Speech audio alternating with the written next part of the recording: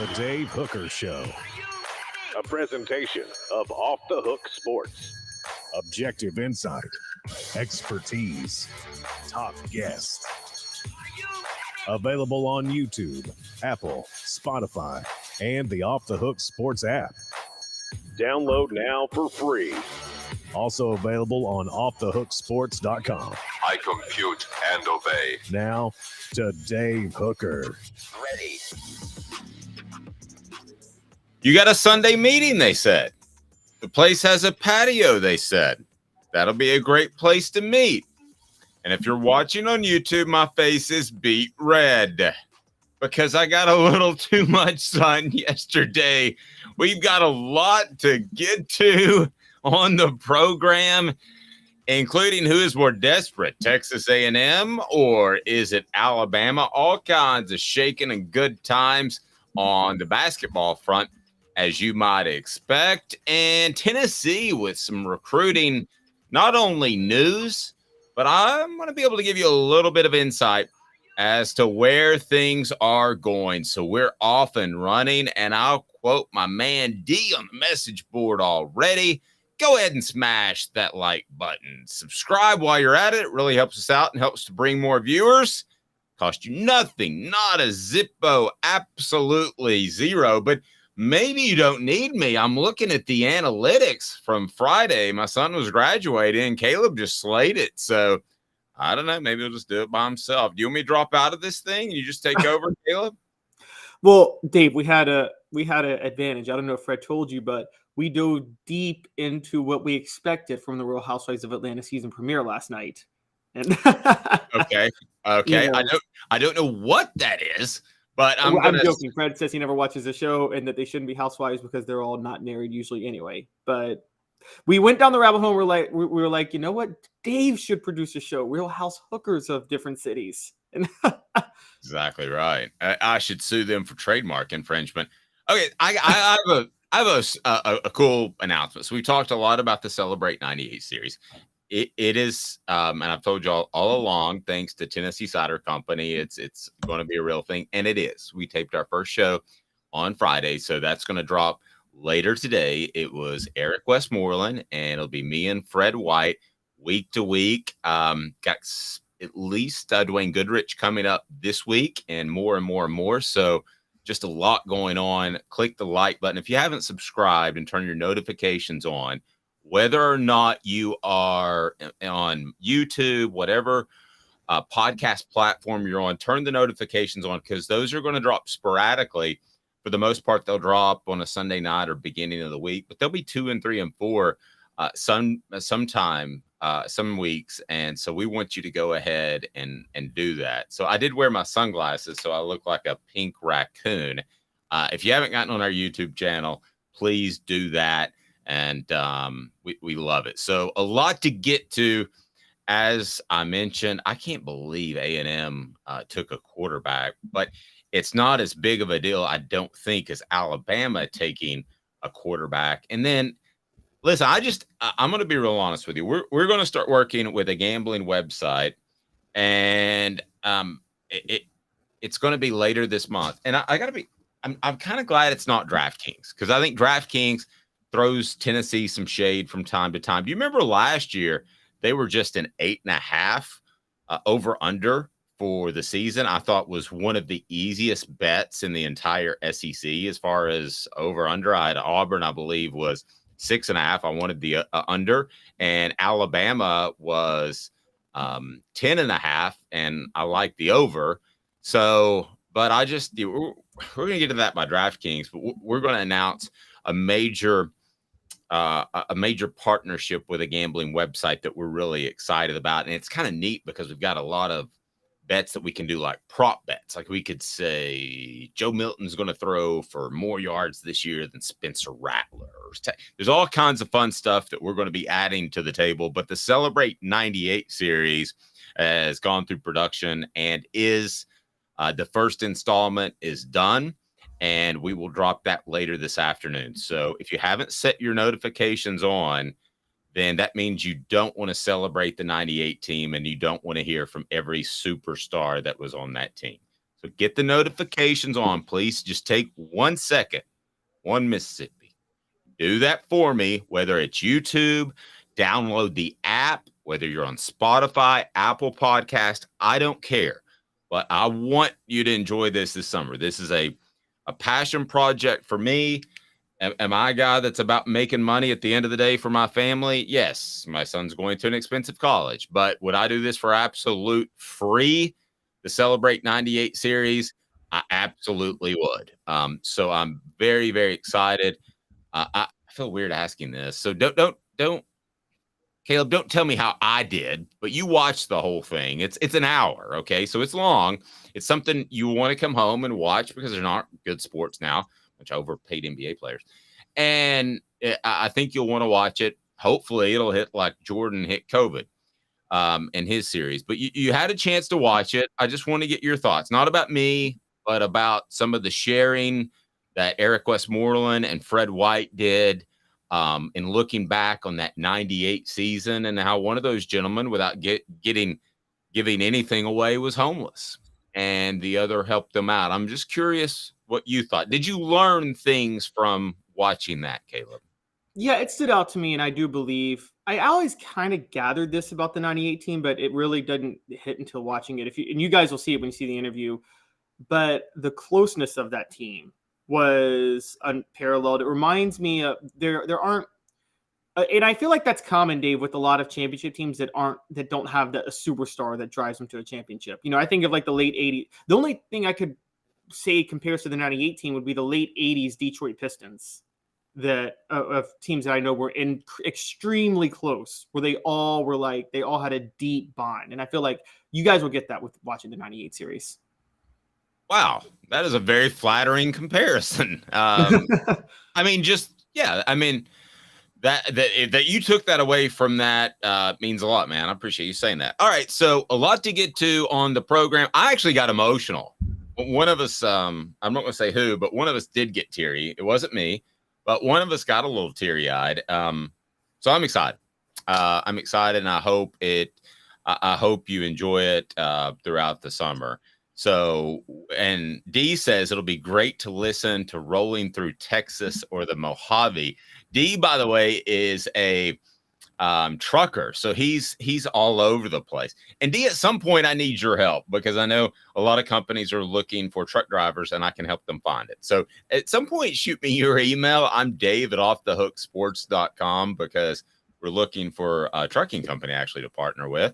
Am I trying to get advertisers during the show? Maybe a little bit. All right, but we got to keep this thing rolling. So let's do it. Tennessee Cider Company, by the way. I'll tell you more about them as we go on and people talk about moonshine. Here's the bottom line. I've done a live show and somebody said, hey, do you care to drink our product? I did a live show from a moonshine distillery in Gatlinburg.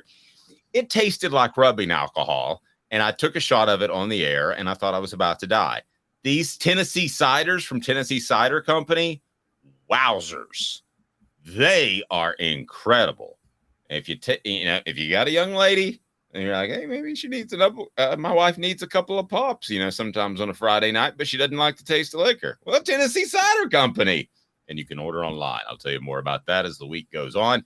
We have a ton going on, and we're excited about it. So let's go ahead and start right here and now with Tennessee recruiting. And that's always important. So you're going to find, especially over the next coming weeks, it's going to start our show off a lot because recruiting used to be a December sport. It's now a May and June sport. And it's a really, really big deal. Kellen Lindstrom from Glendale, 4-star prospect, Glendale, Missouri, has committed to Tennessee. Now, a little bit of a discrepancy as far as how big of a commitment this is. 247 Sports has him as a 3-star. The 24/7 composite has him as a 4-star. A number 27 defensive lineman in the nation, number 228 overall prospect in the nation, and number 7 prospect in Missouri. So if you think to yourself that doesn't jive exactly, because 4-stars typically would be maybe a little bit higher than some of those numbers. Well, a lot of these guys haven't been completely rated, but they pick him up. He goes into the class of 2024. So let's dive into this one. And I'm going to tell you some things I heard about Tennessee football recruiting that I can't share all of it with you, but I'm going to share some things about the state of Tennessee football recruiting and where they are. Because at the end of the day, the rankings and all of that are very political. And I'm going to be the one person that's going to tell you why. A lot of people don't get into that. I'm kind of unique in this position because I covered recruiting so closely. And I don't care to tell you the truth because I don't run a recruiting website. But I will tell you this. Kellen Lindstrom, I think, is a very significant pickup. So according to 247 Sports, he did have offers from Alabama. He did have offers from Arkansas. Did have offers from Auburn and California. I hate the term committable offers. Can't speak really if they're committable offers. But I don't think there's any question this is a high 3 to 4 star guy that Tennessee would take no matter how great recruiting is going. According to Alan Trieu, play speed and ability to disrupt play stands out immediately, has the frame to grow into a lot of directions, and could project to almost any spot along the defensive line. He ain't going to be a tackle, I don't think, at 6'5", 235 pounds. I think he's going to be an end that's going to be about 250 pounds. Talk to somebody about him over the weekend. Big pickup. Let's play my game. This is an anywhere, somewhere, or nowhere guy. That's our ranking. This is an anywhere guy, okay? So anywhere means that you could go to any school you wanted to. Somewhere means, there's only a few Power 5 schools that like you. And nowhere means head on down to Division II. I'm going to go ahead and dub this an anywhere guy with the Alabama offer in tow. What do you think, Caleb Calhoun, of Mr. Lindstrom? Yeah, this is an anywhere guy. This is definitely an anywhere guy. I think that now whether or not he starts anywhere is a different story. I think the only thing that held him back, Dave, quite honestly, with his ranking, I think he would have been in the mid 4-star range. I think people were just a little nervous about his level of competition in high school, which, you know, that there is a lot of that's weighted a lot with a lot of these rankings. And I understand that we've talked about in the past, there have been massive busts that looked like 5 stars because they were playing against weak competition. A lot of times they were in-state Tennessee guys playing in a rural Tennessee county with no competition. And so I think there's a concern about that. But you're talking about a guy that ranges 235 to 245, perfect for an edge rusher on one side. Can definitely get to the passer. Seems like he's got at least enough physical ability to be able to stop the run and you're right, he's not going to play tackle, but he could probably get in between the gaps to stop the run if he needed to. And so I think the versatility, that's a big part of what Tim Banks does, particularly on the line, particularly because he runs so many different blitz packages. And I think because of that, this is a pretty good pickup. And it also, more importantly, because we talk about pipelines, I know Missouri is not a great recruiting state, but there's some talent that comes out of there every year. You know, a few guys that come out every year. And Josh Heupel is still showing he's got that pipeline into Missouri. And that's also why I don't think he's ever going to stop running up the score on Missouri when he plays them. Oh, no, great point. I didn't think about that, but no, you're absolutely right. Okay, so I think he's a big pickup. Where does this take Tennessee? Because the reason I like 247, by the way, is you don't wait for recruiting updates. Theirs is all analytics based. So where does this get Tennessee in the recruiting rankings at this point in the season? Again, May 8th, this would mean nothing when I started covering recruiting in 2006, but it does mean something right now. The other thing that has changed in recruiting is I like the fact that a lot of these kids don't stick. You remember decommits were such a big thing back in the day. For some reason, they stick now, even early. I don't completely know why, but good, because coaches deserve that because they used to have to money, guys. That's why. Oh, that's a good point. Okay, so that's why they stick. Paradigm shift in Dave's head just now. All right, so recruiting's on the up and up, guys. There's no shadiness at all when recruiting when players commit. They're not talking to endorsements at all. Right. Okay. So what do you got on Tennessee's ranking right now, which should be solid in the top 10, and where in the SEC? Because suddenly South Carolina has become one to worry about a little bit. Yes, this is still a concern. Tennessee is number 9 right now in team recruiting rankings on 247 Sports Composite. Now, Michigan and Ohio State are number 1 and 2. And guys, I've talked about this. We talked about the Big Ten TV deal that's coming in. We'll talk about another conference later in the show. there's a reason the Big Ten is starting to clean up on the recruiting show with the top schools, and it is something that the SEC is going to have to address. But Georgia's number 3, Notre Dame's number 4, LSU's number 5, Penn State's number 6, Florida State's number 7, South Carolina's number 8, and Tennessee's number 9. So you're looking at Georgia and LSU and South Carolina are ahead of Tennessee right now. Florida's just behind them at number 11. Guys, I want to say this up front. Don't get excited about Tennessee being ahead of Alabama. If you've covered recruiting, you know that the minute July comes, everybody asks what's going on with Alabama recruiting in May. Everybody always asks that question. And then by the time July comes, they've got the number 1 class. So there is no issue with Alabama recruiting right now. I can guarantee you that. Agreed. Perfect lead in, Caleb. So here we go. So I was talking to somebody well-placed within the program last week. So I'm going to give you a little bit of insight, and you need to file this away, because the next evolution of Tennessee recruiting are these type of guys, being able to get a guy that Alabama wants, that Georgia wants. And I've said that before, but I'm going to bring some more information to the table right now. So based off the source I talked to, is there are a couple of guys. This is not the end of the world because of the transfer portal.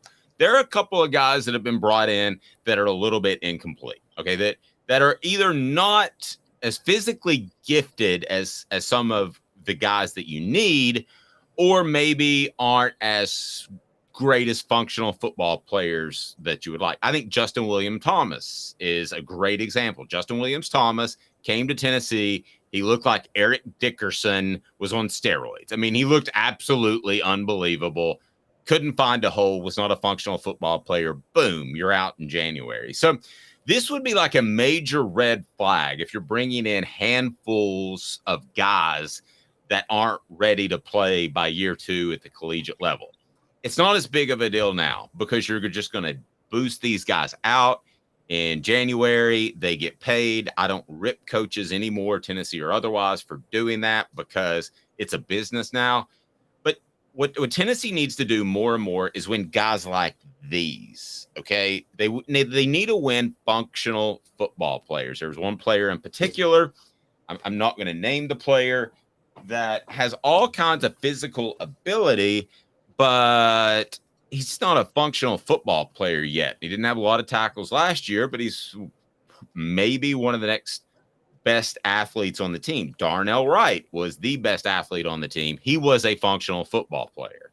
So they need more of those, I was told. Again, not a concern. I would be telling you right now, if this were 5 years ago before NIL and transfer portal, that, you backed yourself into a corner with some questionable players that need to be ready next year. Not 2023, but 2024. They're fine this year. But you're going to be able to jettison these guys out. The evolution is you keep going to boosters right now to say, hey, I need a Dante Thornton. I need a Keenan Pili. And I've been told by people not associated with Tennessee's program, it is clearly just a bidding war now. You go to Miami, you say, hey, Miami, what do you give me? They say $300,000. You go to Alabama, they say, we got you slotted at $400,000. I'm making up numbers. I don't know the numbers.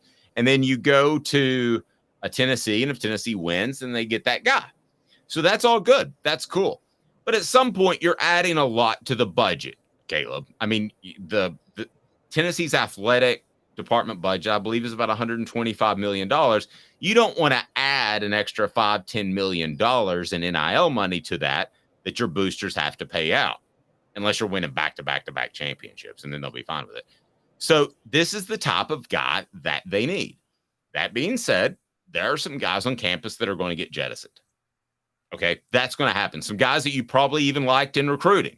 And I know I'm being a little bit unclear. I'm not sharing everything here, but there are winners too. There are guys that have showed up that are absolute winners that Tennessee has recruited. The two most prime examples are easy. Dylan Sampson, Squirrel White, right? I mean, those guys are going to have big time years. There's some other guys we talked about that I don't know if they'll play extensively at Tennessee, but that's fine since you have the transfer portal. But this type of guy, I really like. Alabama was in on him.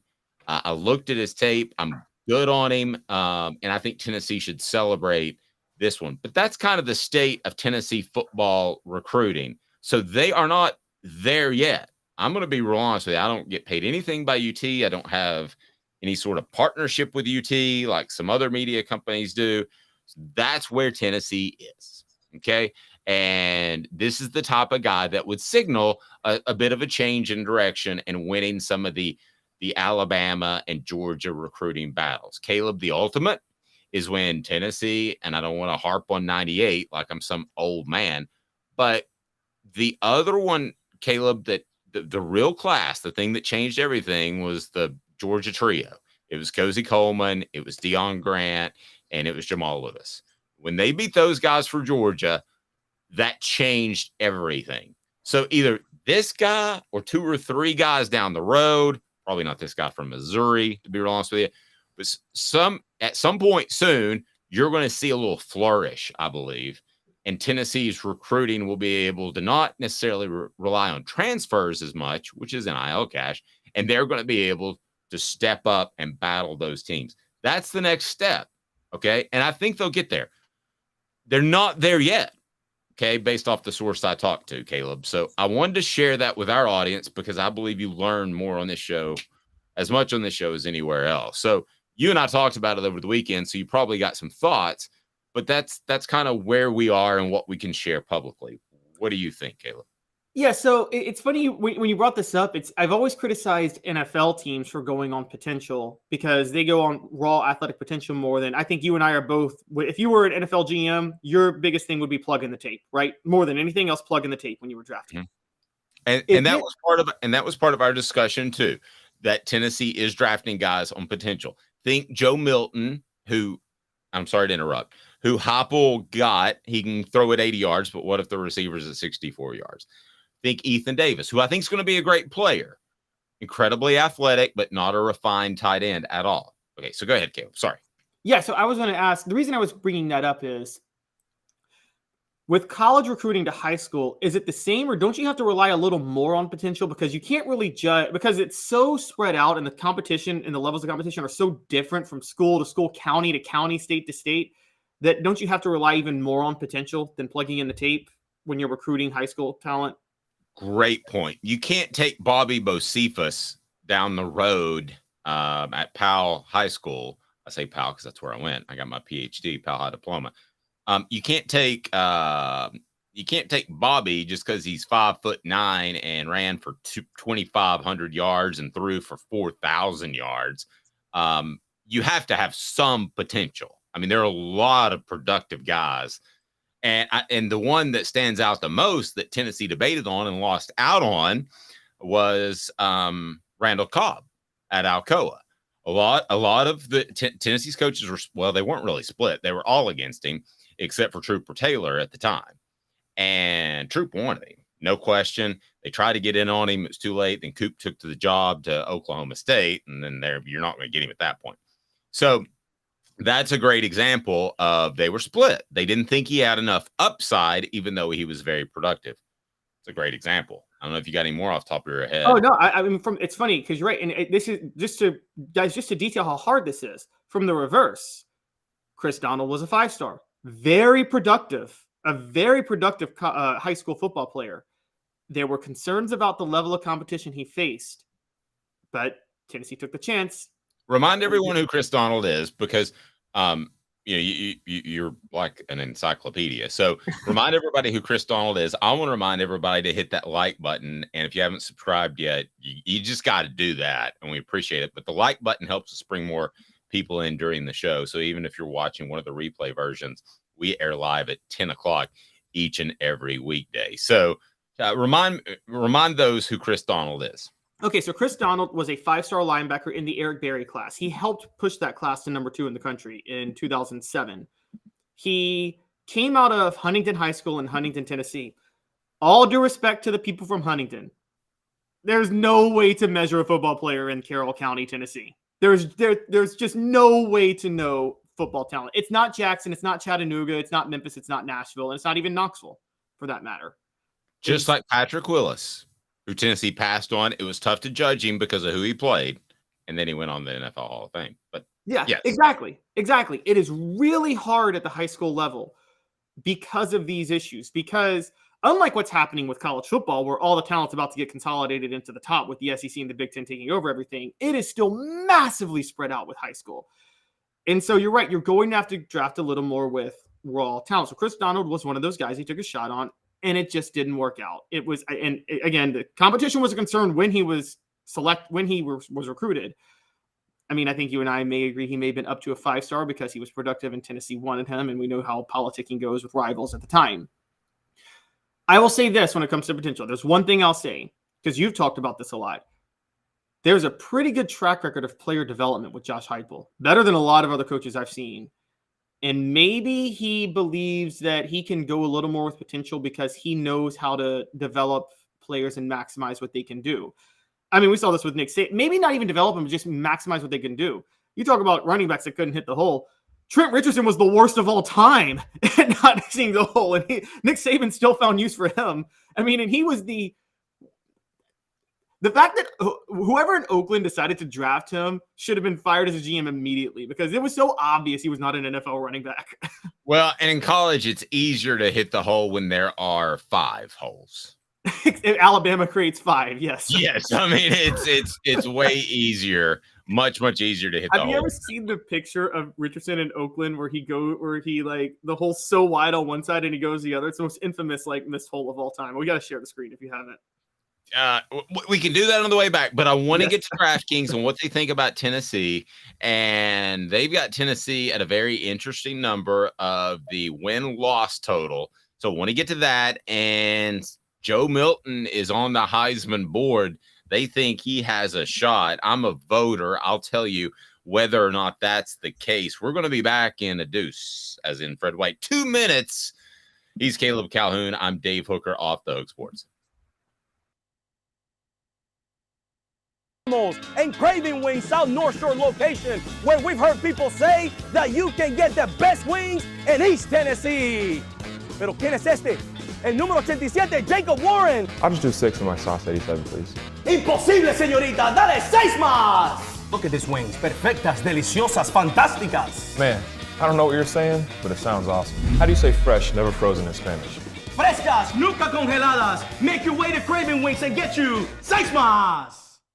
But what was funny about Cadis, we were a full continuum of care at that time. We had detox, we had inpatient, we had outpatient.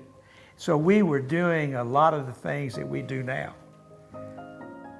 But now we just do them so much better. It's really a simple program, but we're complicated people. I am what I am, and now I gotta do something about it. You can take your life back. Call Cadis today. Got cataracts? We can fix that. Never miss another moment. With a little help from Doctors Campbell, Cunningham, Taylor, and Hahn at cctis.com. Do you want to own the more that owns every job? Then get to Vassey Lawn and Garden in Cleveland and get you a Toro. I'm David Vassey, here to talk to you about Toro. With a Toro Zero Turn, you'll get more out of every minute and you'll reach the finish line faster. At Vassey's, we like to say, no matter if you're mowing 3 acres a week or 11 lawns a day, homeowners and business owners alike find confidence in equipment they can trust from top to bottom. Vassey Lawn and Garden, Highway 60 North in Cleveland. Man alive, it's worth the drive. Our family has been creating jewelry since 1986, each piece unique with a story all its own. I'm Rick Terry with Rick Terry Jewelry Designs. I'm a jeweler, and I want to be your jeweler. We're grateful that you chose us to be Knoxville's best jeweler.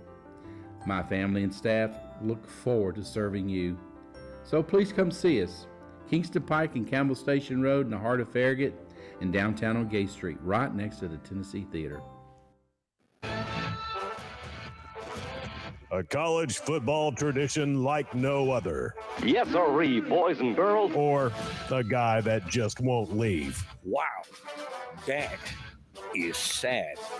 The Dave Hooker Show, YouTube, Apple, Spotify, and the free Off the Hook Sports app.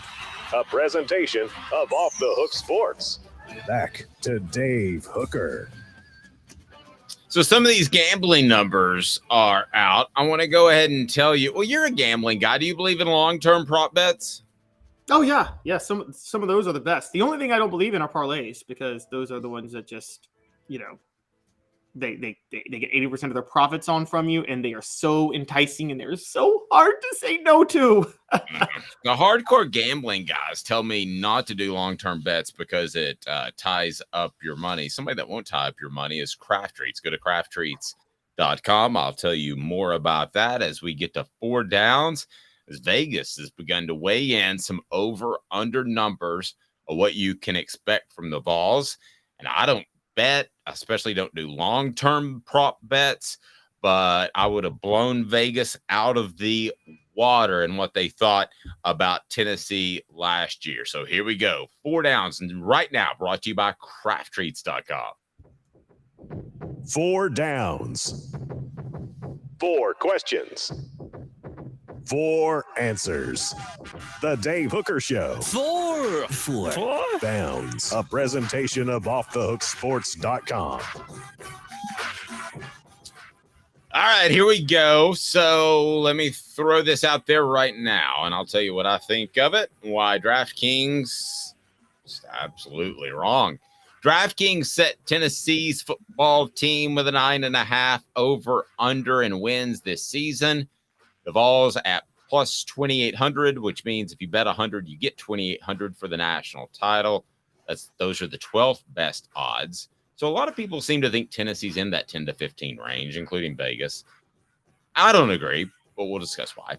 Joe Milton III, Junior, Senior, Esquire, has the 10th best odds for the Heisman at plus 2,000. I'll tell you why that would be a bad bet, even though I love me some Joe Milton. Everybody's going to say that I don't like him now, but I do.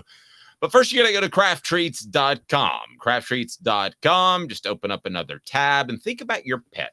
Your pet absolutely could use it, whether it has digestive issues, anxiety issues, or maybe arthritis. Man, my little boy Thaddeus loves it, and he's getting a little older, and I can tell arthritis is a thing, and I use the chill pills, crafttreats.com. Use the promo code OFFTHEHOOK, get 20% off with the chill pills with that CBD derivative that will help your pet. So here we go. 4 downs. I'm going to tell you if that Vegas DraftKings is right or wrong. By the way, for those that don't know, ESPN is not going to get toppled by Fox Sports. They're going to get toppled by Bally's and DraftKings Network. That's what's going to happen. Did you see where they bought? Did you see where they bought the Dan Le Batard show for $50 million? Yeah, but ESPN has been smart. They partner with Caesars, so they got out ahead of this and set up shop in Vegas. The real issue is because I think Bally's is in trouble. Some of these sports books, they jumped into sports gambling so quickly because it was rising and didn't think about what happens when. So the thing you need to know about gambling, this is true with sports gambling too. When times get tough, whether it be inflation, a recession, anything like that, people gamble a heck of a lot less.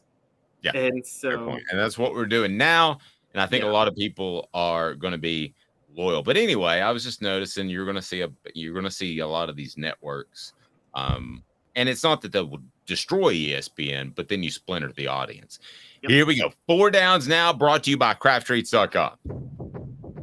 4 downs. 4 questions. 4 answers. The Dave Hooker Show. 4 downs. A presentation of offthehooksports.com. So this is from DraftKings.com. And win total 9.5. There is no in between. You got to pick it, and people want to take part in the message board. Do it now. Win total 9.5. First down. Heck yeah, no way. Heck yeah. Heck yeah. Schedule's easier than it was last year. Heck yeah. Heck yeah. I don't think this is difficult. I think it would be very difficult at 10.5. I don't think it would be that difficult at 10.5. But I think this is a heck yeah. I think this is again, second year in a row, one of, I think, the easier bets when it comes to preseason. We'll look at the entire SEC before it's all said and done. All right. Would you take the Vols at plus 2,800 to win the national title? Those are the 12th best odds in the nation. I think I just created a list. Heck yeah, no way.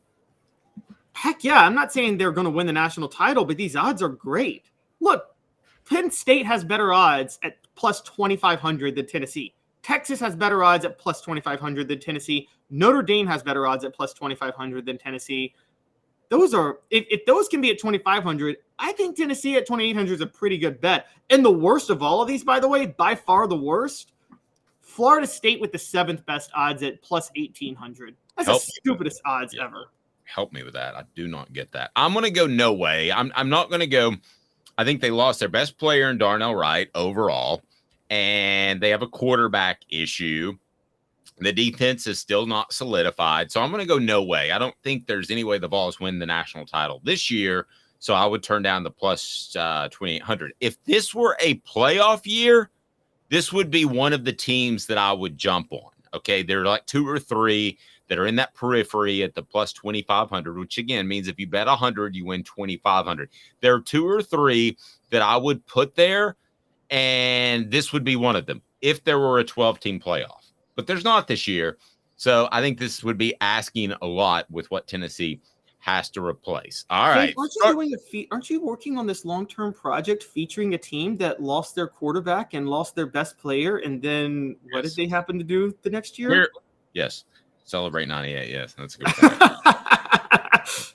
every once in a while. I love how, Caleb's like the hockey guy. Every once in a while he checks me against the boards, which I need.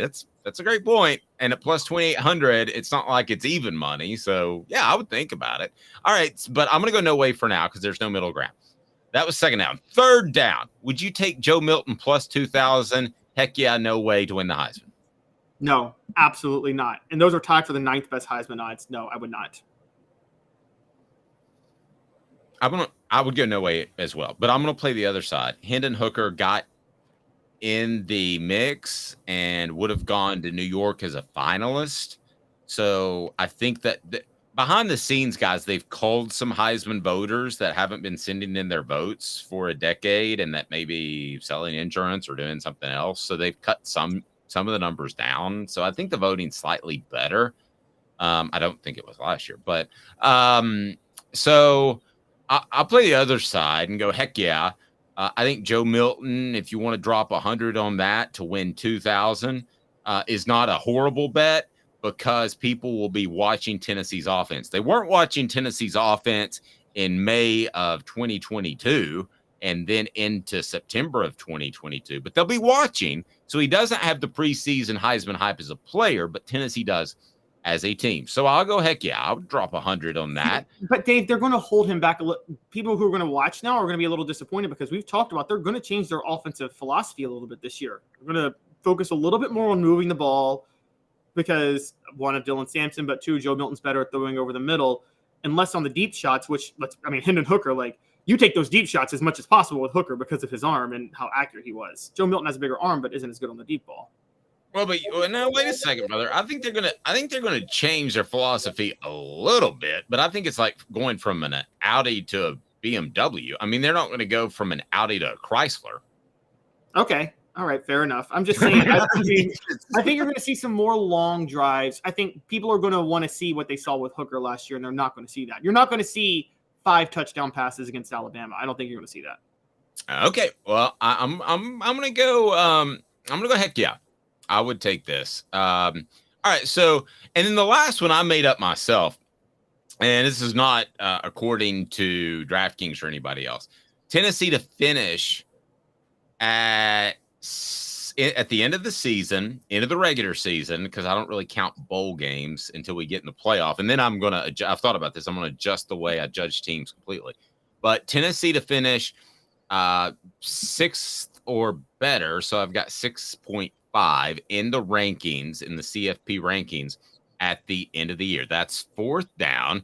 Do you take the Vols to finish higher or lower? And I'm going to give myself some credit.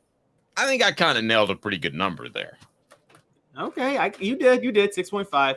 Did you like it? 6.5. I like it. Thank you. You're the gambling guy. I didn't know if it's any good or not, to be honest with you. I'm gonna go lower. And here's why. There's going to be 2 SEC lower, teams. You mean 7th or worse. There's going to be 2 SEC teams finish higher than them, I think. I think they'll be the third best. They'll have the third best finish in the SEC. There's going to be an ACC team by default because they played in the ACC finish higher than them. And there's going to be 2 Big Ten teams finish higher than them. And probably 1 Big 12 team, again, by default because they play in the Big 12.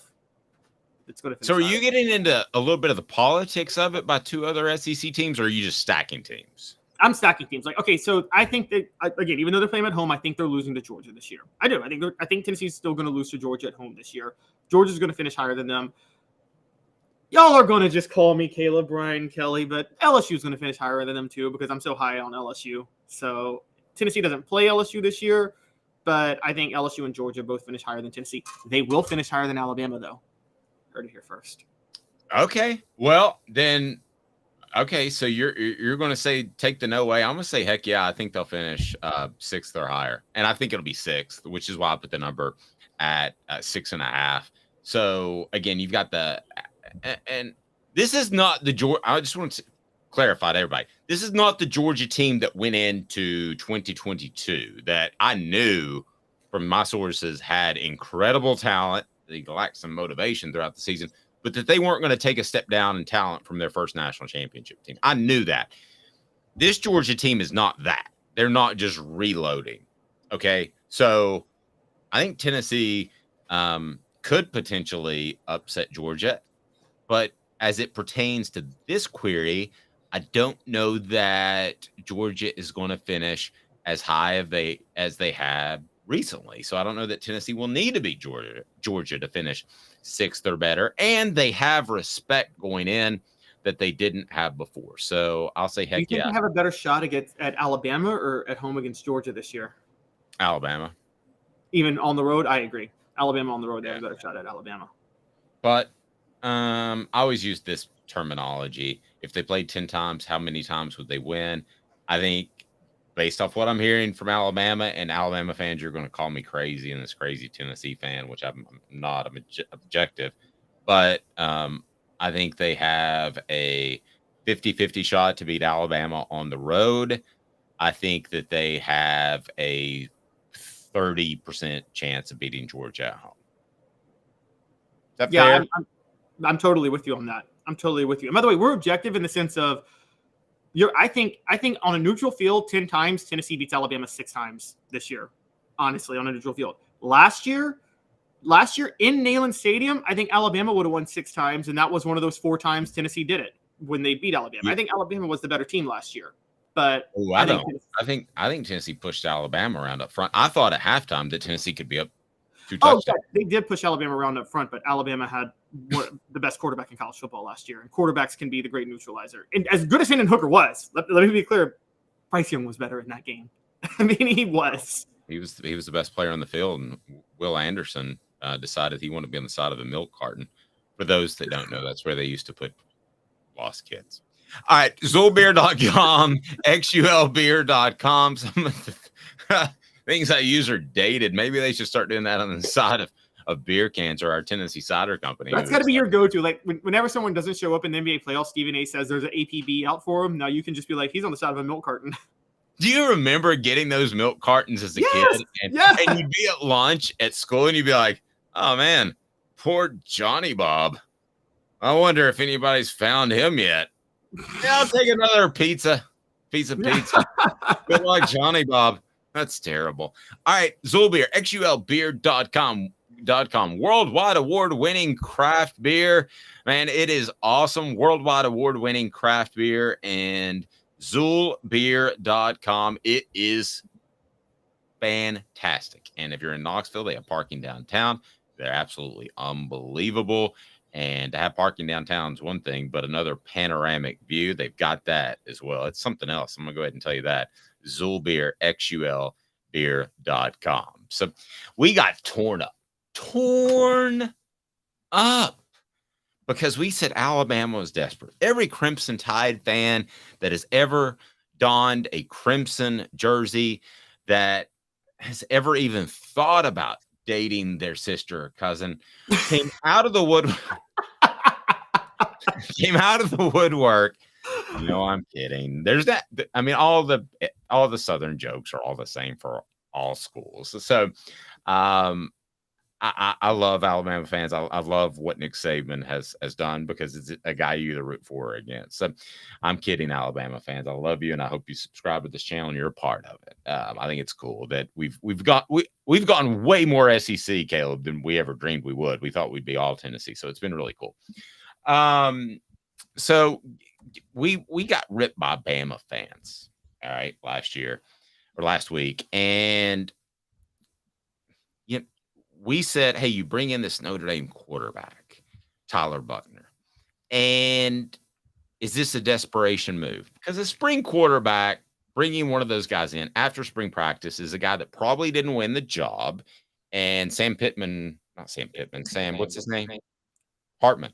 Sam Hartman won the job when he came over from Wake. He won the job at Notre Dame. They didn't announce it, but sources tell me that he won the job, and that's the reason why Tyler Buchner won it out. We argued that it was desperate. I didn't think it was. I thought they brought another guy in who had injury issues but could play. So now we have A&M bringing in a quarterback. So I want to tell you a little bit about the newest quarterback, and this is very important because I think the Aggies fall on Tennessee's schedule. I think a lot of people think that the Aggies could just fall apart this year. So they bring in Jalen Henderson. He announces his commitment to Texas A&M on Sunday. Today's tough question is brought to you by Andy Mason, AndyMasonRealEstate.com.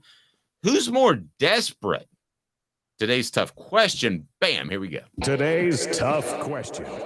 Take a side. Take a stand. The Dave Hooker Show, a presentation of offthehooksports.com.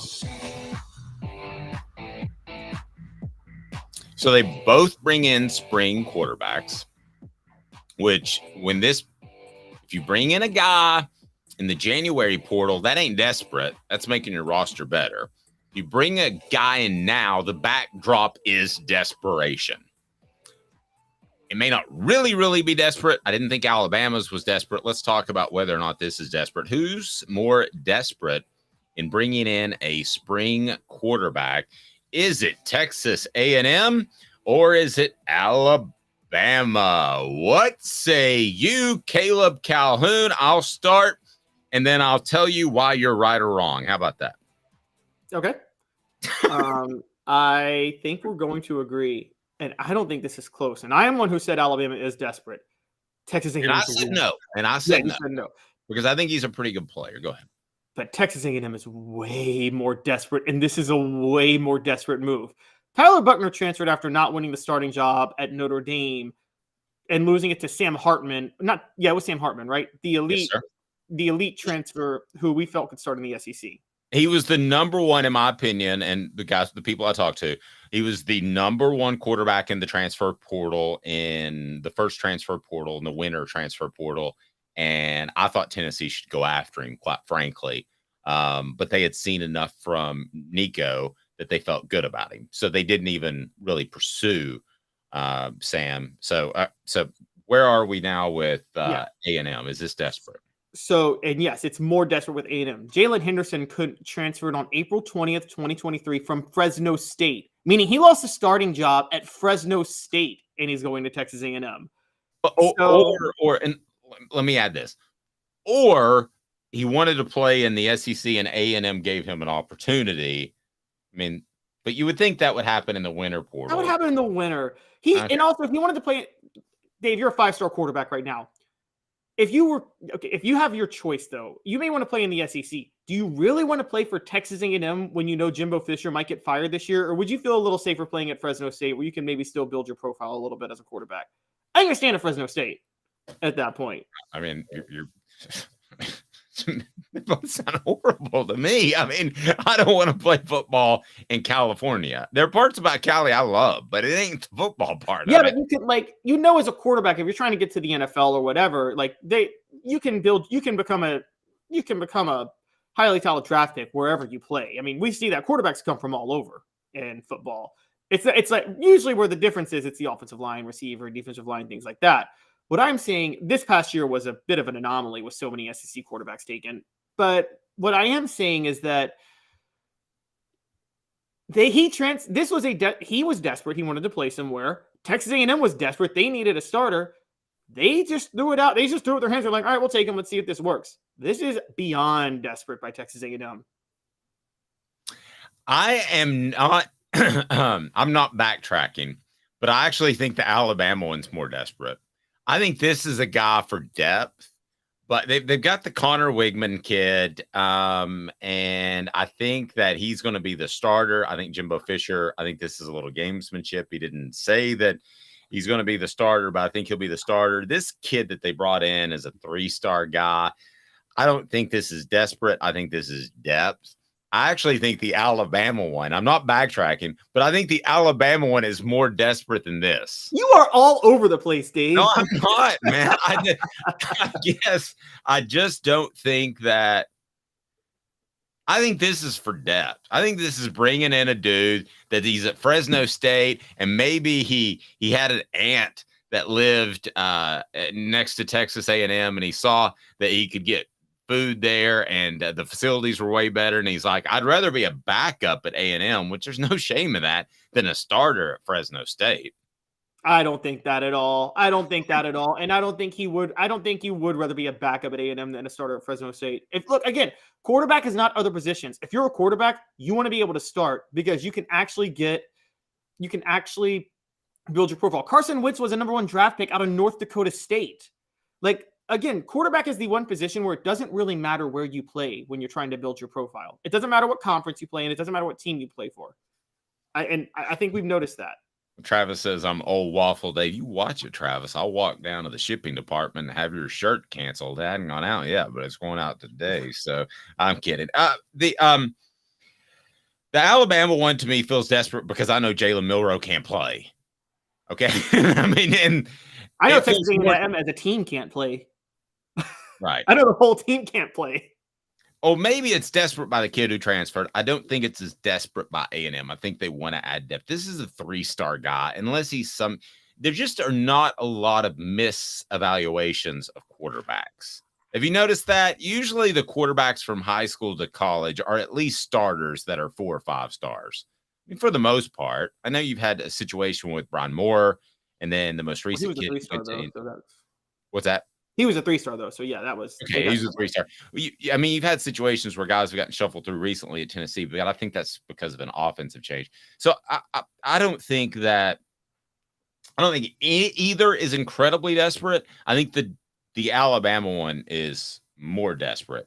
Go ahead and click that like button, subscribe. But first, AndyMasonRealEstate.com. Let me tell you something else about the Alabama situation that I heard over the weekend. But first, AndyMasonRealEstate.com. If you want to save thousands or tens of $1,000s, go to AndyMasonRealEstate.com. Over 40 years in his office of experience in buying and selling houses in the Knoxville area. AndyMasonRealEstate.com. He is great. So go ahead and reach out to him if you have any real estate needs. I'm about to do that very thing here in the next, maybe this week. So AndyMasonRealEstate.com. So some things I heard about Alabama. I do not believe that bringing in Tyler Buckner was a depth move. Now, I haven't heard from my sources in A&M yet. When I do, I'll let you know. And I may change my mind tomorrow, to be real honest with you. But I think that the Buckner thing was, hey, can you come here and play? Let's give this a shot. I think Ty Simpson would have played in front of Jalen Milroe, and Bryce Young got hurt last year. If Simpson was ready, he obviously wasn't. There's concern there about long-term future. And then Jalen Milroe managed to turn the ball over 5 times in one game. That's tough to do. So that's what I heard over the weekend. I think it fortifies your point, but I just like to share what I heard, Caleb. If Ty Simpson didn't make a push, if Ty Simpson wasn't the guy that they threw in there last year, then when Jalen Milroe is turning the ball over approximately every 8 minutes, then that tells me that Ty Simpson's not even close to ready. And you bring in another quarterback. I mean, I kind of thought in the back of my head, nothing I heard, but thought in the back of my head, Ty Simpson's going to come out and win the job in the spring. And because we know Jalen Milroe can't protect the ball. He hasn't. From not only publicly, but people that I talk to, okay? that to me means that was your next 5-star great guy, right? It was supposed to be Jalen Hurts, Tua Tagovailoa, and then it was Bryce Young, and your next guy is? It was supposed to be Ty Simpson. It's not Ty Simpson. So I'll give you credit. Last week, you called it desperate. I'll give you a little bit of desperate on that. How about that? Okay, I appreciate that. I also find it funny that it seems like Tennessee has a lot more success with quarterbacks from Alabama than Alabama does with quarterbacks from Tennessee. That is weird. Yeah. Condrich Holloway and T. Martin, both from Alabama. 2 legendary quarterbacks at Tennessee. Alabama goes and gets Ty Simpson. And it was a big blow to Tennessee fans, by the way. People forget this. Heupel was in his first year. Taven Jackson had committed to Tennessee, but they were still desperation because we didn't know how good or bad the program was going to be. It hurt Tennessee fans hard when Ty Simpson committed to Alabama. I don't think they're feeling that bad anymore. No, they're cool. They can roll with that. Yep. That's good. I mean, so if you get Ty Simpson, it changes. It's so funny how these things can change the trajectory of an entire program, and really they can change the future history of what happens. If they get Ty Simpson, do they get Nico? I don't think so. Oh, I don't think so either. And there's rumors, Tennessee played UT Martin last year. Ty Simpson's father is UT Martin's head coach. And let's just say there's not a lot of love lost between Jason Simpson and the University of Tennessee. Interesting. Okay, did not know that. Is that the Lane Kiffin gift that keeps on giving? Because he didn't connect with in-state coaches, and there's still some in-state coaches that are, that's the thing we haven't ever talked about Lane Kiffin. There's still some in-state coaches that are mad that they lost touch with Tennessee. And then you follow that up with Dooley, who didn't go to any high school football games during his tenure, literally did not go to one single one. And then you have Butch Jones, who tried, I guess. And then you have Jeremy Pruitt, who is a defensive coach. So I wonder if that's one, because Fulmer had that reputation as well, that he didn't recruit as much in state, but it really wasn't fair to Fulmer. Fulmer got the best player. Lane Kiffin did not recruit in state well enough. He didn't make the long-term relationships. He didn't think the in-state talent was going to be good enough long-term. Campbell, Cunningham, Taylor, and Hahn. I do wear sunglasses now, as you can see if you're watching on YouTube, because I've got raccoon eyes and a sunburn. But I don't wear contacts and I don't wear regular glasses because they fix me. I can see long. I can see far. I can see wherever I want to. Almost X-ray vision. And they're local. Campbell, Cunningham, Taylor, and Hahn. They did the LASIK surgery with me. They can do the cataracts if you've got someone in your family that's getting close to that point. And when your vision starts to get a little worse around 50, those are most oftentimes cataracts. Maybe not severe cataracts, but a lot of times those can be taken care of. Okay, you may not know that, but that blurry vision, the close vision, you don't need a readers if you get LASIK. So keep that in mind. They're local doctors, and they've got their vision centers that can take care of your annual checkup. They're just simply awesome. That is the facts. Campbell, Cunningham, Taylor, and Hahn. We're going to be back in 2 minutes, and Caleb is trying to blow up the ACC. Does that mean the SEC could add a team or two?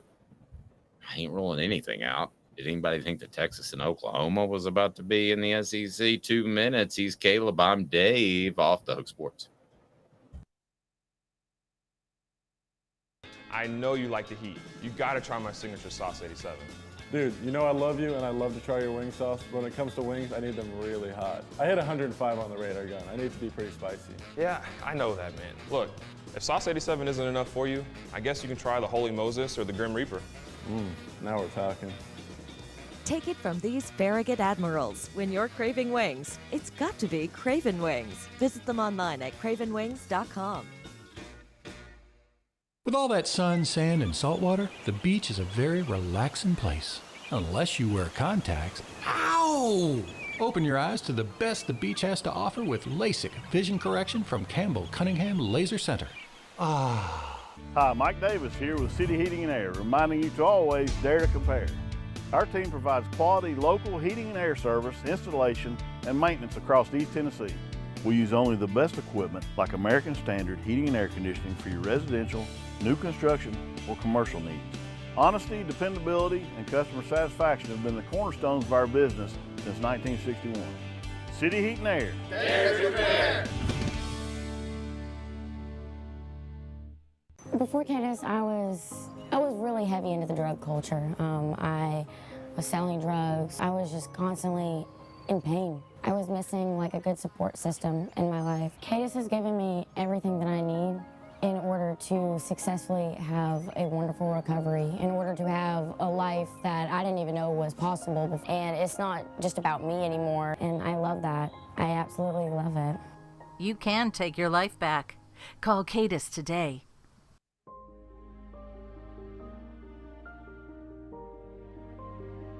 Our family has been creating one-of-a-kind pieces of jewelry in West Knoxville since 1986. Each piece is a combination of unique processes that bring your idea to life. Every day in our shop, a truly special item with a story all its own is being manufactured in our facility, bringing the history and family sentiment into a whole new generation of life. We are grateful that you chose us to be Knoxville's best jeweler, a title that we value and respect. Because to me, being a jeweler and owning a jewelry store are not the same thing. I'm Rick Terry. I'm a jeweler, and we want to be your jeweler. Kingston Pike and Campbell Station Road in the heart of Farragut, and downtown on Gay Street right next to the Tennessee Theater. Who's this guy? Hello, wizard. The Dave Hooker Show, a presentation of Off the Hook Sports. What? YouTube, Apple, Spotify, and the free Off the Hook Sports app. Back to Dave Hooker. Caleb has an interesting theory on what the H today that we're going to get to.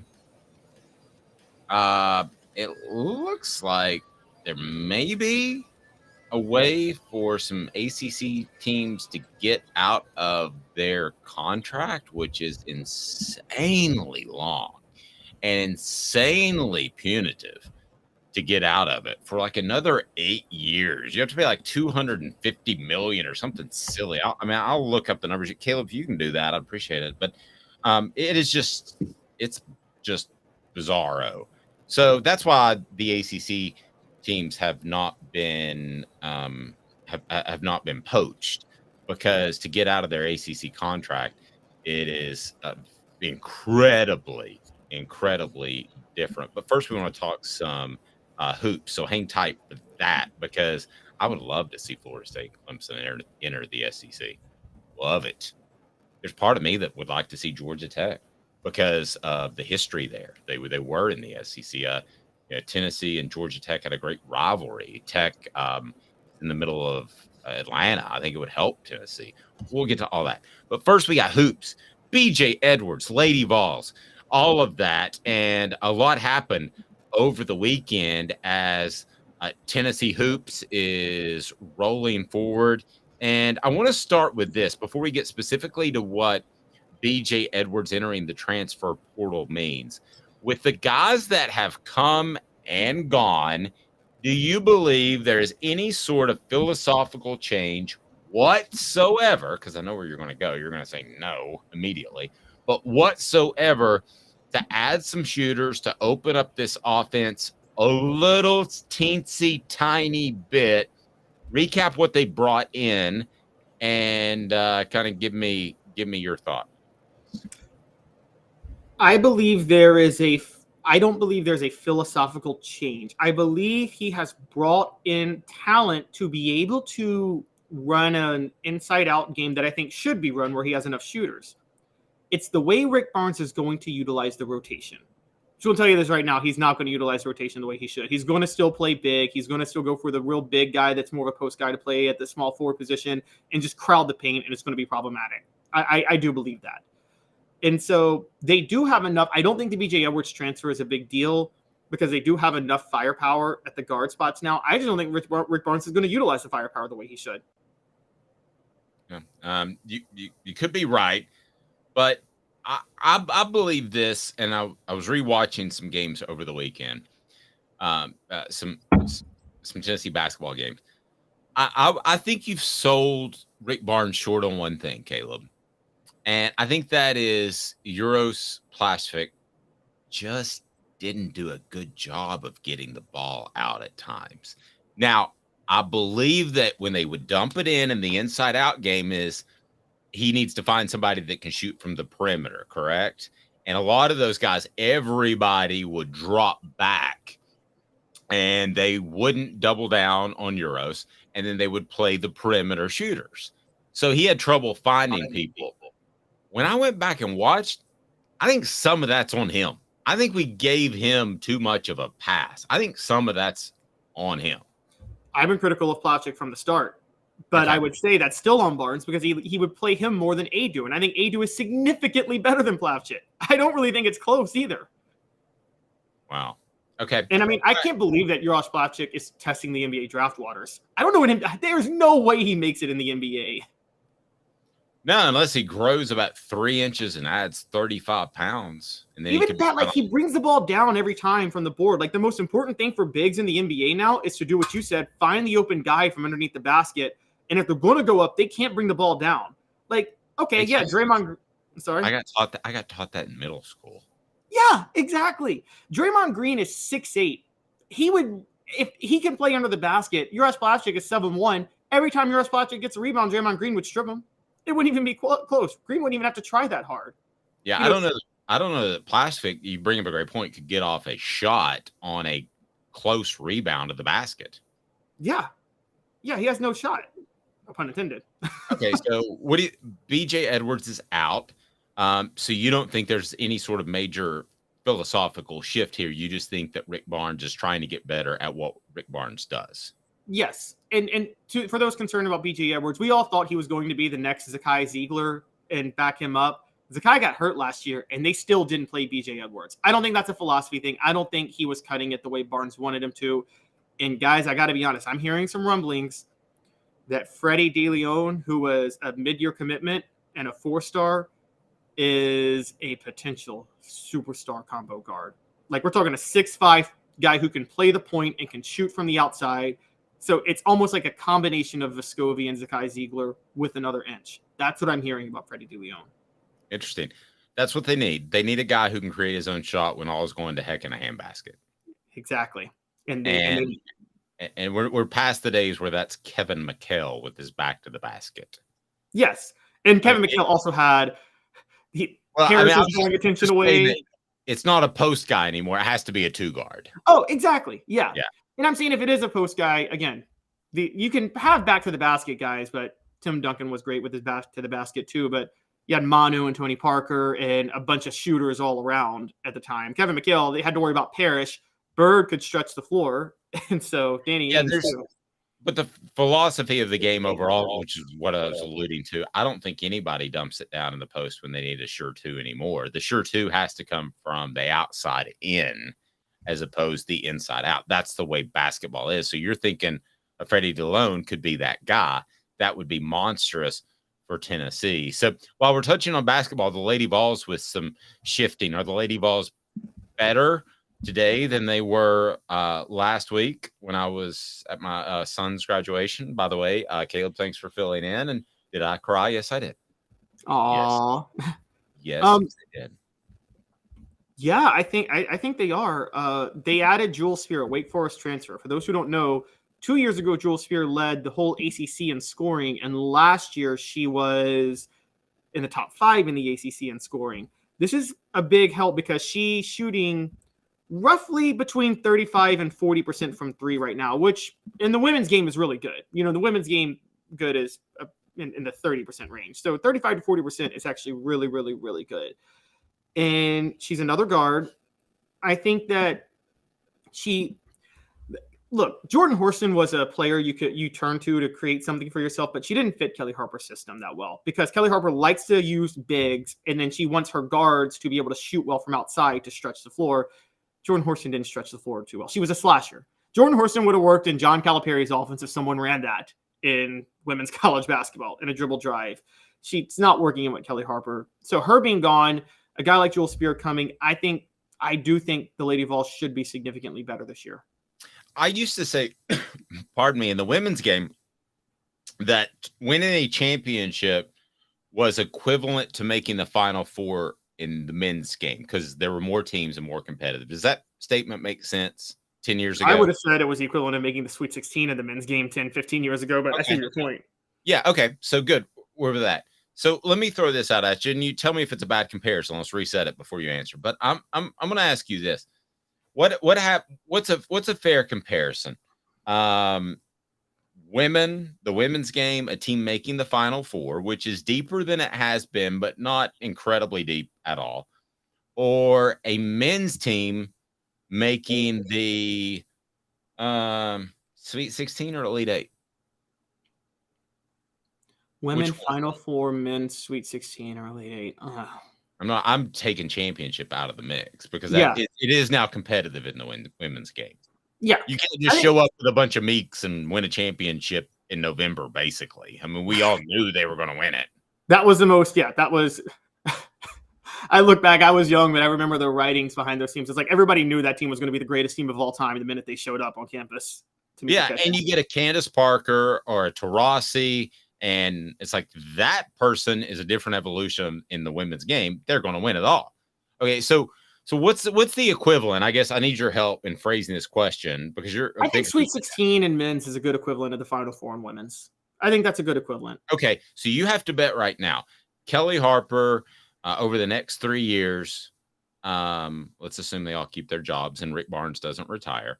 Over the next 3 years, Kelly Harper makes more or less Final Fours than Rick Barnes does Sweet 16s. Now, here's the trick. That's hot high heat right there. That's a good one. Rick Barnes has made 2 Sweet 16s in the last 5 seasons. 2019, 2020, 2021, 2022, 2023. Kelly Harper has never made a Final Four. So based on that, I would have to say Rick Barnes. But I will say this, because I'm hedging a little, I'm not very comfortable with that bet. Because Rick Barnes has made 2 Sweet 16s in the last 5 seasons. Up until 2019, he hadn't made it out of the second weekend since 2008, or the first weekend since 2008. So we had a long drought. And he's still, every single year at Tennessee, he's been eliminated from the tournament. He's lost to a lower seed. So that's a really, really big indictment. But I still think Rick Barnes has a better chance of making a Sweet 16 than Kelly Harper does a Final Four over the next 3 years. Well, I wasn't just talking about one. For goodness gracious. I mean, I think we might have to talk about one. With the support, if they don't make one in the next 3 years, I'm changing coaches on both sides. I don't care if Rick Barnes retires or not. Rick Barnes just went 3 years without making a Sweet 16. 2020. I know. That would be 6. But he made it this past year is what I'm saying. So, right. He goes but 3 6 out of 7. That's not cool. No, yeah, that's true. You're right. So I'm just saying, I don't know. We'll have to see how it plays out, but yeah. Okay, so who makes the most Final Fours, or who does the best? Kelly Harper in Final Fours or Rick Barnes in Sweet 16s? Kelly Harper in Final Fours at that point, because once Rick Barnes gets to the Sweet 16, I got him losing every time. But he would make it. So he would make it. Yeah. Wow. I go Rick Barnes Sweet 16. What did you go with? Okay, once they get there, I would say Kelly Harper would do better in a Final Four than Rick Barnes would do in a Sweet 16. Only because Kelly Harper hasn't lost any Final Four games. She just hasn't won any. Rick Barnes just keeps losing when he gets to the Sweet 16 to lower seed teams that he's better than. Mr. Jones asked, does Candace Parker have any daughters? I think she does. I don't know if she's married. Why don't you Google that real quick while I play the element? As a matter of fact, I think she has a kid with Sheldon Williams. That should be a great basketball player. Yes, and good gravy. Let's hope it looks more like her than him. What was he thinking? Release the hounds. The Dave Hooker Show. Keep cool. A presentation of offthehooksports.com. I was told this story that Mike Krzyzewski, when Sheldon Williams showed up on campus and they're recruiting him, one of the associate ADs pulled him aside and said, he is from Earth, right? Or is he from Mars? I'm kidding. But he does. His eyes are so far apart. Does he not look like a Martian? Sheldon Williams? Yes. Well, we found So out weird. Candace Parker is remarried. She has a wife now. Right. It does seem like she was into women, so maybe she just couldn't tell attractive men from unattractive men. He is an unattractive man. I can tell you the ones and the tens. I can tell you the Brad Pitts, and I can tell you the Sheldon Williams. He was a Sheldon Williams. And they can't even do like plastic surgery to move your eyeballs closer together. What the H brought to you by Vassy Lawn and Garden. Man alive, it's worth the drive. Buying power that'll save you money, whether you're coming from Nashville, Knoxville, or Chattanooga there in Cleveland, Tennessee, Toro. Count on it. Man alive, it's worth the drive. So, Caleb, lay it on me, brother. You have an interesting theory as to how Clemson and Florida State are trying to break up the ACC. And let's get to that because what they have to pay about $50 million to get out right now, according to our It's worse. Okay, it's worse. All right, so because I would love for Florida State and Clemson to be coming into the SEC in the next 5 years. I would prefer Clemson and Florida State come in over Texas and Oklahoma, to be real honest with you. Because I am for you, the fans that are on this board, and I know that you want to go to every away venue and get into A&M, getting to Oklahoma is probably a plane flight or a long drive. It's tougher to do. Florida State ain't close, don't get me wrong. But I would have preferred that from a fan standpoint. I always side with the fans. And who the hell wants to go to Missouri? Excuse my language. I mean, nobody. I mean, has anybody said, "Ooh, let's go to Missouri for a weekend"? I mean, we took a roller coaster trip through Ohio and went to Kings Island and Cedar Point. We took a vacation in Ohio, but I would not take a vacation in Missouri if it was fully paid. I've been to St. Louis one time, and I did win at a casino, which has only happened like 3 times in my life, playing cards. So, but all right, so. What's your theory as to Clemson and Florida State are trying to break up the ACC? So it's not just Clemson and Florida State. It's Miami and North Carolina, too. It's those 4 schools. So, Dave, let's start with this. You and I know a lot. We know that those 4 schools want in the SEC. If they could get into the SEC tomorrow, they would do it. Yep. And I do know this from a very well-placed source. The SEC out of that group you mentioned would want North Carolina first and foremost. Oh, I agree. And we also know they want North Carolina the most, and we know that they would probably willingly take all 4 because all 4 would bring in a great bit of revenue for them. Let's be honest. Mm-hmm. So that part's out the way. So roughly about 2 months ago, those 4 schools came to the ACC and said, "Hey, we're tired of this equal revenue sharing," which was a deal they signed in 2016 with the Media Rights Network, ESPN. That's going to last through 2036. They said, we're tired of the revenue sharing. We're bringing in all the money. Wake and Duke and Pittsburgh and Syracuse are mooching off of us. It's time we get a bigger piece of the pie. Just for context, guys, in case you want to know, now this isn't all the revenue, but specifically television contract revenue. The ACC is bringing in $17 million. For context, the SEC is bringing in $51 million. I mean, this is a big gulf. On top of that, the Florida State athletic director recently said it's not possible for Florida State and Florida to coexist on the same sphere with this difference in revenue coming. Basically admitting we have no shot to compete with Florida if the revenue doesn't change a little bit. Okay. The ACC, as you know, Dave, is going to say, well, screw you. You signed this deal. We don't care. And they can say that. Now because here's the thing, you need a majority of athletic directors in schools to agree to a different revenue sharing. You think Wake Forest is going to get on board to give Florida State a bigger piece of the pie? They love that welfare check they're getting from Florida State. And so does Duke, and so does Pittsburgh. So the next move would be for Florida State. And I think we're in this, Josh Pate said this about 2 months ago, and I agree. We're in this part of the negotiations right now. Florida State, Clemson, Miami, and UNC are basically like, all right, we're ready to leave. And the ACC is like, you can't leave. And Florida and those 4 schools are like, watch us. Now, here's the sticking point. The exit fees per school It's not like an outright exit fee. There's a bunch of different types of fees, and it's estimated at about $120 million per school. Mr. Jones posted on our message board, and his stuff's good. $52 million. So were we sure? That's what Maryland paid when they left in 2012. There was a new deal signed in 2016. Okay. I did think it was in the hundreds of millions. Yeah, it's in the hundreds. For context, Oklahoma and Texas, it was combined $100 million for them to leave the Big 12, and they were able to get out of their grantor rights deal on top of that and pay the $100 million. Now, this is a sticking point. It's not just the money, the exit fee to leave the ACC. The grant of rights, for those who don't know, if Florida State were to, ACC has grant of media rights over all schools until 2036, which is to say if Florida State left the ACC and joined the SEC, the ACC could legitimately blackball them from being on national TV. They would have the right to determine when Florida State plays on TV and what contracts they can deal with. So that you got to get out of that if you're going to leave the conference. Well, I'm going to cite what another podcast I listened to this weekend. It's called FSU Football Double Fries No Slaw. And they brought a guy named David Hood of Clemson Tiger Net to join them.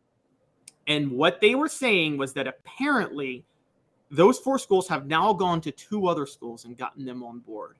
The rumors are there's 2 other schools that also on board on trying to take a bigger piece of the pie. Now, Dave, I don't know who you think it is. My guess is Virginia Tech and NC State. Those would be number 5 and number 6, right? In terms of football schools generating revenue. I mean, Tech for sure. I don't know about NC State, but I know they've tried. They upped Dave Doran's contract to keep him when he got some other offers. So I guess I don't feel as strongly about NC State as you do, but you could well be right. Maybe it's Virginia Tech and Virginia. Maybe it's Virginia Tech and Louisville even. I'd probably go if I had to pick. I don't know. I'll tell you what I know, what I think, and what I don't know. I don't know, but I would guess Louisville. Go ahead. Okay, so we know for sure it's Virginia Tech, and it might be Louisville the other one. So here's what I'm thinking is happening.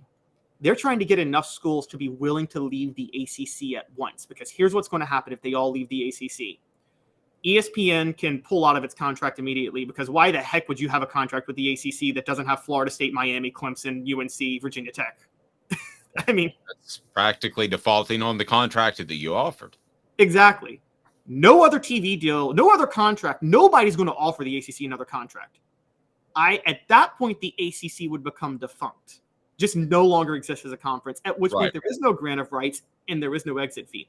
So I think these schools are now working behind the scenes to make sure that not only will they leave the ACC, but when they leave, they torpedo the whole conference along with it so they don't have to pay anything. Okay, so we're at a point where we think it's going to be the Big Ten and the SEC. They're going to be kind of like the AL, NL, and Major League Baseball eventually within the next 3 to 5 years. Okay, so if that's the case and you're the SEC, do you want to expand or do you want to hold tight to see what happens with that? Because you are divvying up the pie more and more. If you bring somebody in, so they better bring more money to the table. I mean, you're not running a shelter here. You're not giving free meals out. So who would you bring in that you think would help the conference? Or if you're the SEC, would you bring nobody in if you're Greg Sankey? If all this stuff happens and the ACC blows up, let me ask you, Caleb, who would you bring in? Or would you bring in anybody at all? And I'll tell you who I'd bring in. Okay, so there's no question you bring in North Carolina. That's an obvious one. That's a new TV market. And I can tell you from a well-placed source that would happen like the next day. Yeah, because North Carolina brings in a lot of revenue. It's actually mind-boggling to me that they haven't had a powerhouse football program, because they have all the resources to be the Tennessee of the ACC if they wanted to. They just never have been. So you bring in North Carolina and you get in a new TV market. I think Florida State and Clemson have enough of a brand that even though they're in a similar market, they bring so much new. It's like, yes, Notre Dame's in the same market as Indiana and Purdue, but you're still bringing in Notre Dame if you're the Big Ten because of how gigantic of a revenue pie they bring in. So I think Florida State and Clemson outweigh the splitting of the revenue. I think the fourth one you bring in, so I said UNC, Florida State, Clemson, and this is where Miami needs to be careful. I think the fourth one you bring in is Virginia Tech because, again, power football program and get you into the Virginia market at the same time. I think what Miami might be looking for is to get into the Big Ten, because the Big Ten is looking at trying to get into the Florida markets. So you could see them go for Miami, Georgia Tech, maybe try to get in the Atlanta market. So, but I think those are the four schools: Virginia Tech, UNC, Florida State, and Clemson. I think you bring those four in. Okay, now I'm going to come strictly. This is not from a business standpoint. I think I have a decent business mind, but so I'm going to go ahead and set that aside. This is from a what I know about the schools, and I've been to, I think, every school we've mentioned. So I've been to the campuses. I know what they're like. I know if they would be good fits, and this is just for what Dave wants to watch on Saturdays in the SEC. I'm just going to be real honest with you. So this is not from a business perspective. I would take North Carolina, okay, because that is a little businessy, because I see the aspect of having another school in there with high academic standards. I know what they went through, but high academic standards, and you would bring in a basketball team, okay, which would make them better. Oh, Kentucky, UNC every year. Oh, it's tight. It's tight. I could make an argument for North Carolina, Duke as the two teams you bring in, because you would dominate that state. And then suddenly you're the basketball conference. But I'm not going to go in that direction right now. I'm thinking more football. So while I know North Carolina is the one, that's the easy one. It's not Miami, because they don't invest. Their poor students have to drive 45 minutes to go to the Hard Rock Stadium, which is the worst at-blame casino you can ever go to. I'm just telling you, don't go to the Hard Rock Casino in Miami. Not even free drinks and no craps tables. But so they don't take it seriously. You have to drive 45 minutes to go to a home game, which is stupid. Can you imagine telling people that you had to go to the Tri-Cities to watch a Tennessee football game? So I'm not taking Miami. I'm taking Florida State, because I thought they were going to fall off the map about 5 years ago, but they're going in the right direction, and that was a coaching thing. I'm taking Clemson, but South Carolina is going to fight it. By the way, Florida is going to fight Florida State. I don't know that any of this is possible, but here's the four teams that Dave would take. If you can take Texas against Texas A&M's wishes, you can take Florida State and Clemson against South Carolina and Florida's wishes. Yeah, Florida had a lot of power when they had their former AD suddenly escaped. Foley. Yeah, they had a lot of power. They don't have that now. He retired. So I would take Florida State, Clemson, North Carolina, Virginia Tech, and this one might surprise you.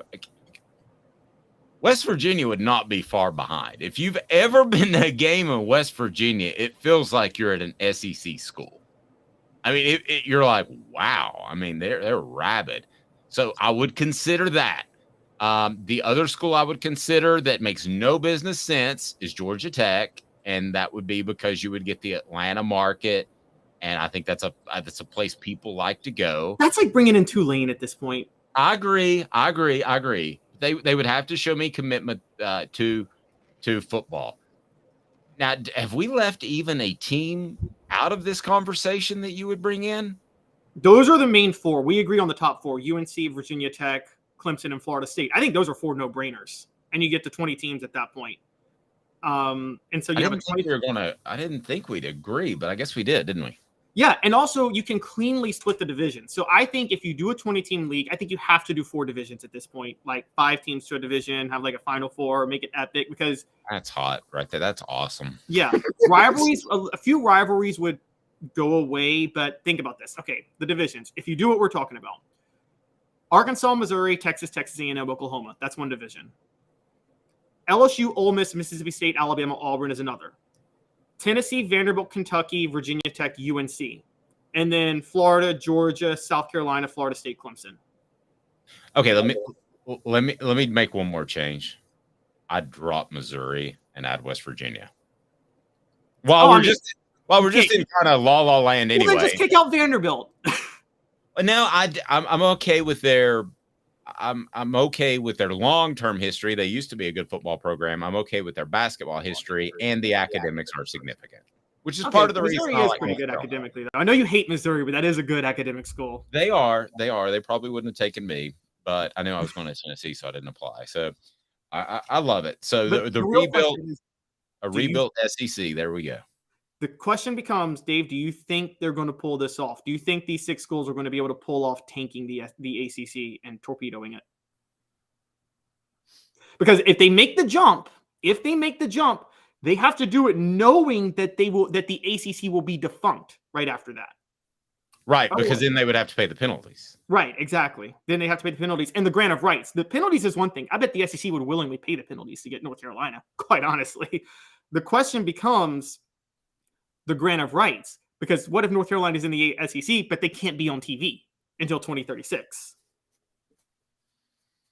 Somebody said absolutely no to Duke. I'll tell you why I like Duke. And before I get to that, City Heating and Air Conditioning, 50 years of integrity, cityheatandair.com. They're in Knoxville, and your HVAC unit, when it gets hot, might crash. Well, the good thing about the City Heating and Air Conditioning, they won't say, hey, let's come in and spend $500,000 to replace a unit. Maybe you just need a part or some Freon. The thing I like about Duke, and I think I could, if you and I sat down together for like an hour, I convince you on this, is you would become the basketball conference if you got Duke and North Carolina. You'd have Kentucky, and I'm sorry, the shell of the ACC, they would then split up to the Big East in different places. You would not only be the football conference, you'd be the basketball conference. So there's an argument to be made for Duke, who has shown under David Cutcliffe that they can win at football too. They can be respectable. So don't just completely discount me on the Duke thing. Be sure and hit that like button right now. I'd greatly appreciate it. That would be awesome. If you haven't subscribed yet, do so. Our Celebrate 98 series, looking back and visiting with former Tennessee football players of the 98 team, coaches, and all of that. The first one, Eric Westmoreland, will debut this evening. So that's super cool. So be sure you're subscribed. Be sure you're a part of it. And we're live each and every day, 10 a.m. He's Caleb Calhoun, 10 a.m. Eastern, live 10 a.m. But you can check us out anytime. With Caleb Calhoun, I'm Dave Hooker. Off the Hook Sports.